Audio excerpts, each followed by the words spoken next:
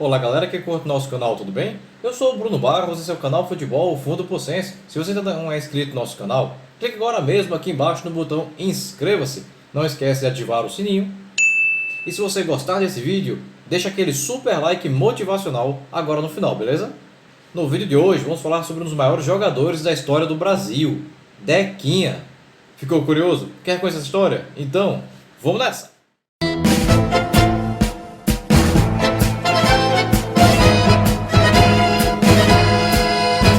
Em 19 de março de 1929, nasci na cidade de Mossoró, no Rio Grande do Norte, cidade localizada a 281 quilômetros da capital natal, o ex-jogador José Mendonça dos Santos, mais conhecido como Dequinha, um dos maiores jogadores da história do Brasil e que obteve grande reconhecimento nos clubes que passou, sobretudo no Flamengo, da década de 50. Dequinha, aos 16 anos, em 1945, começou sua carreira futebolística atuando como atacante da equipe do Atlético de Mossoró.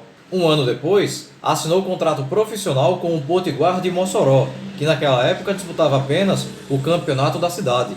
O bom futebol do meio-campista em terras moçoroenses logo chamou a atenção do ABC, e em 1947, Dequinha iniciaria uma ótima passagem de 3 anos pela equipe alvinegra de Natal, clube pelo qual conquistou o título do Campeonato Potiguar de Futebol em 47, após o ABC vencer o Santa Cruz de Natal na final.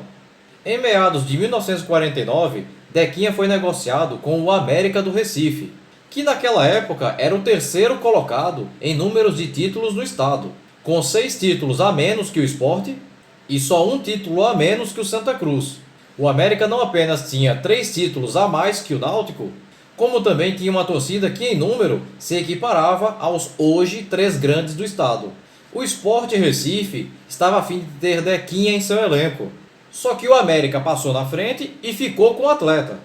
Inclusive esse episódio levou a uma séria treta entre o presidente do América, Rubem Moreira, e o presidente do Sport, José Lourenço Meira de Vasconcelos. Dequinha ajudou o América do Recife a conquistar o vice-campeonato do Campeonato Pernambucano de 1950, quando o Alviverde perdeu a final para o Náutico.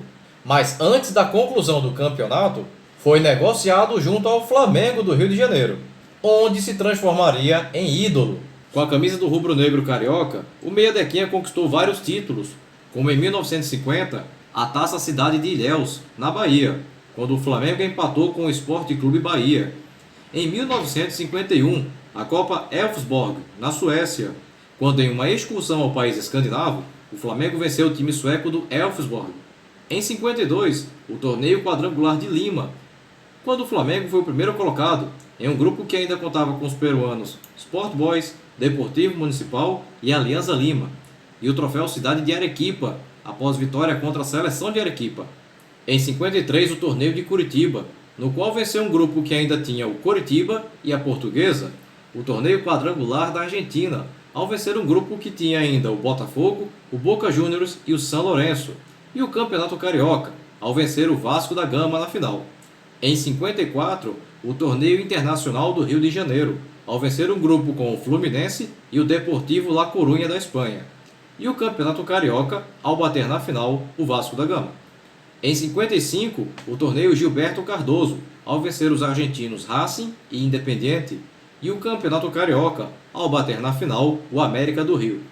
Em 1956, o troféu Oswaldo Aranha, ao vencer o Internacional de Porto Alegre, e a Taça dos Campeões Estaduais Rio-São Paulo, ao bater o Santos.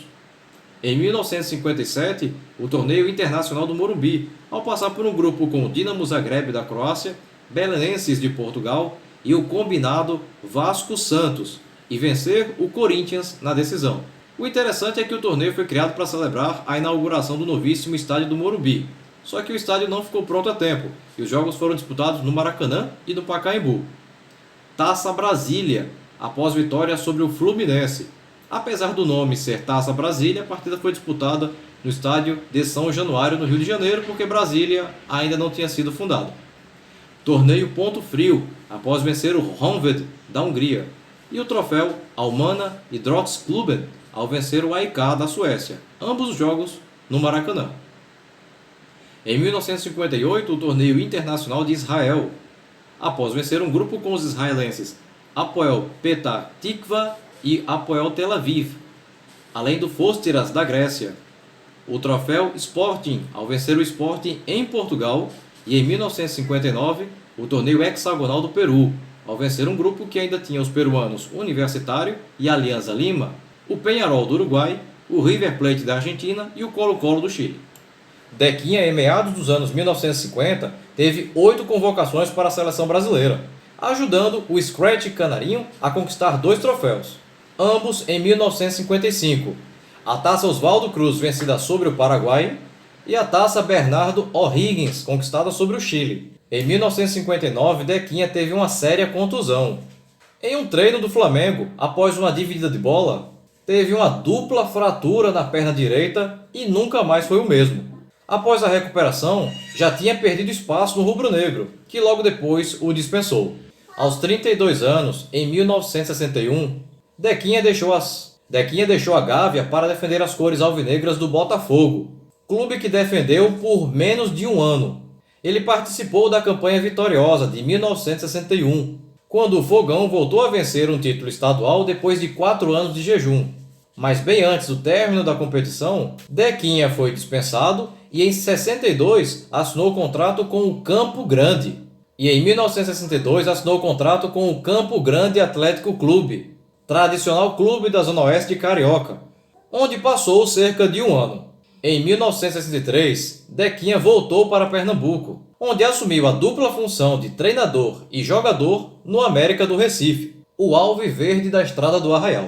O clube havia passado 4 anos fora do Campeonato Pernambucano por questões financeiras e estava de volta, um ano antes da comemoração do seu cinquentenário. Com Dequinha no comando, o América do Recife fez o básico, encerrando o campeonato daquele ano atrás apenas do Santa Cruz, do Náutico e do Sport. Lembrando que naquele ano, o Náutico iniciava a sua sequência do hexacampeonato. Em 64, Dequinha chegou a receber um convite do Santa Cruz, mas ambas as partes não chegaram a um acordo. Antes do início do Campeonato Pernambucano daquele ano, o América do Recife fez uma excursão a Aracaju, onde enfrentou Confiança e Sergipe. As derrotas sofridas, somadas à insatisfação de Dequinha com a forma com a qual o futebol vinha sendo tratado no clube, fizeram o treinador Dequinha pedir demissão, indenização paga, excursão para Belém do Pará cancelada, passagem para o Rio de Janeiro comprada, treinador substituto já palavrado. Eis que, de repente, Dequinha envia um telegrama para o presidente do América, Valfrido Moura, dizendo que estava arrependido da decisão e queria voltar. Sabe aquele filme A Volta dos Que Não Foram? Dequinha foi recebido de braços abertos no bairro de Casa Amarela e não apenas voltou ao cargo de treinador, como também foi o cara que organizou a excursão do clube até Belém do Pará, onde disputaria um torneio jogando contra Paysandu, Remo e Tunaluso. Essa excursão terminou esticando para Manaus, onde jogou diante do Nacional, do São Raimundo, do Fast Clube, do Rio Negro e do Olímpico. No estadual de 64, o América do Recife foi bem abaixo do esperado, ficando abaixo do Central de Caruaru na classificação geral. No ano seguinte, 1965, Dequinha assinou o contrato para ser treinador da Desportiva Ferroviária, tradicionalíssimo clube do futebol do Espírito Santo, e conseguiu levar a Locomotiva Grená, como é chamada, ao título do Campeonato Capixaba de forma invicta e vencendo os 2 turnos da competição, sendo este o primeiro título de Dequinha como treinador. Em 1966, deixou o futebol do Espírito Santo e aceitou o convite para treinar o Uberaba Esporte Clube, famoso time do interior de Minas. Com Dequinha no comando, o Uberaba fez a sua melhor campanha na história do Campeonato Mineiro, encerrando aquele certame na 3ª colocação, atrás apenas da dupla Cruzeiro, que naquele ano seria bicampeão estadual, e Atlético, lhe valendo o simbólico título de campeão do interior. Honraria que seria concedida ao Uberaba em mais 4 oportunidades.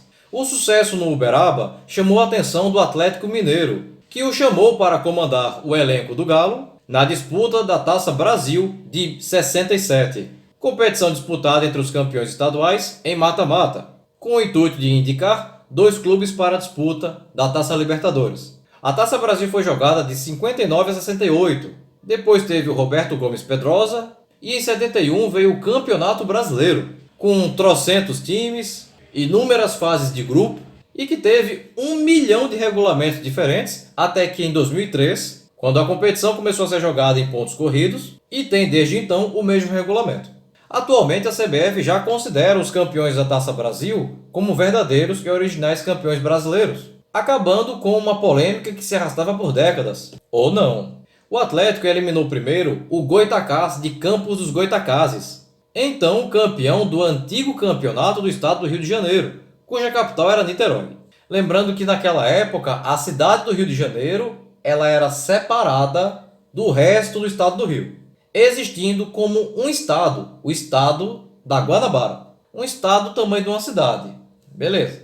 Depois o Atlético Mineiro eliminou o Botafogo, então campeão carioca. Nas quartas de finais, o Atlético Mineiro mediu forças contra o Náutico, que Dequinha conhecia bastante, após anos atuando em Pernambuco tanto como jogador quanto treinador. O Atlético Mineiro perdeu em Recife, ganhou o segundo jogo em Belo Horizonte, mas o empate no terceiro jogo, que foi no Mineirão, classificou o Náutico para a fase seguinte. Lembrando que o Náutico depois eliminaria o Cruzeiro e só parou nas finais contra o Palmeiras, ficando com um honroso vice-campeonato brasileiro e uma vaga na Taça Libertadores da América do ano seguinte. Dequinha deixou o comando do Atlético Mineiro em meados de 68, quando foi para o Rio de Janeiro, onde assumiu o cargo de auxiliar técnico do então treinador do Flamengo, Fleitas Solite. Em 1970, aceitou o convite para treinar o Clube Esportivo Sergipe, onde teve enorme sucesso.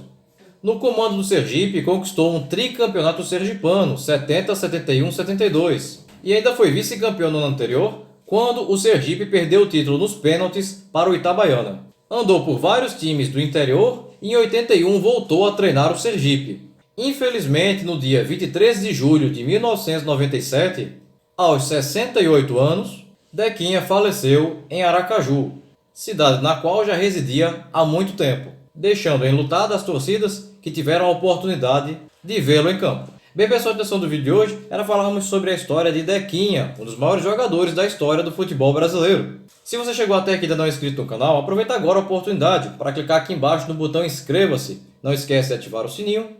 E se você gostou desse vídeo, deixa aquele super like motivacional agora no final, beleza? Bem, pessoal, por hoje é só e até o próximo vídeo. Tchau!